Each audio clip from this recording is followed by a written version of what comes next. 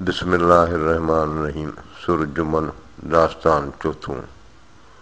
पुछ पतंगन खे संदियूं खामण ख़बरूं, आणियो विझन आग में जीउ पंहिंजो जे, जेरे जनी जे लॻा नेज़ा नींहं जा। पतंग चाई पाण खे अची आग उझाए, पचण घणा पचाया तूं पचण खे पचाए, वाक़ुफ़ थी विसाए आग न ॾिजे आम खे। पतंग चाई पाण खे ॼेरे पव ॼाणी, तां ताण जे ता ॾे जा आग न उझाणी, विसह विहाणी आग न ॾिजे आम खे।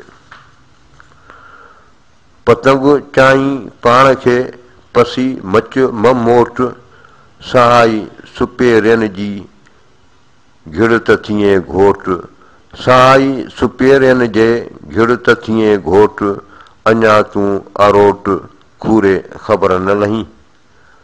पतंगन पह कयो मिड़िया मथे मच, पसी लहस न लिचिया, सड़िया मथे सच, संदा गिचन गच वेचारन विञाया।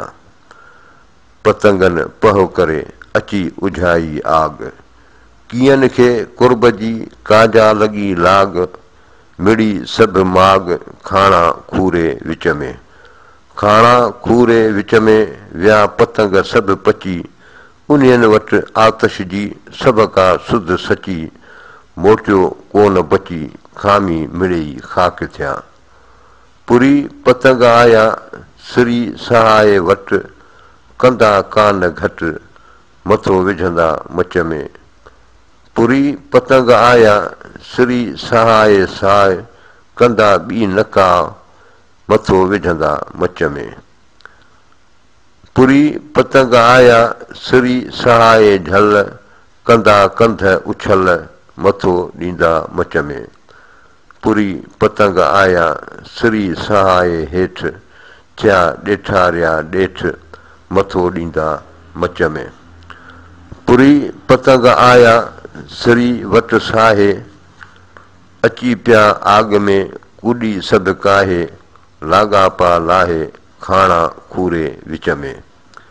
पुरी पतंग आया मथे मच मिड़ी, वींदा तां न खिड़ी मथो ॾींदा मच में। पुरी पतंग आया साऊ सभु सिरी, खाणा खूरे विच में मंझां कुर्ब किरी, मोटियो कोन वरी उछल पसी आग जी। अची उझायो आग खे पतंगन सी परवाज़, खामी ख़ाक थियण जा उन्हनि वटि अंदाज़, रम्ज़ परूड़ियूं राज़ ॼेरे जे ॼिभीअ जा। पतंग रहे रचंग आग पसी आया, उहे अब्दुल लतीफ़ चए खूरे खपाया, जेलाह लव लाया मरन मोटन की न की। चढ़ियो चकासीन चाह आग ॿरंदी आया, वेसन वाड़े फुल जीअं मोहबती मच लाइ, आणे पाण अड़ाए खणी खूरे विच में।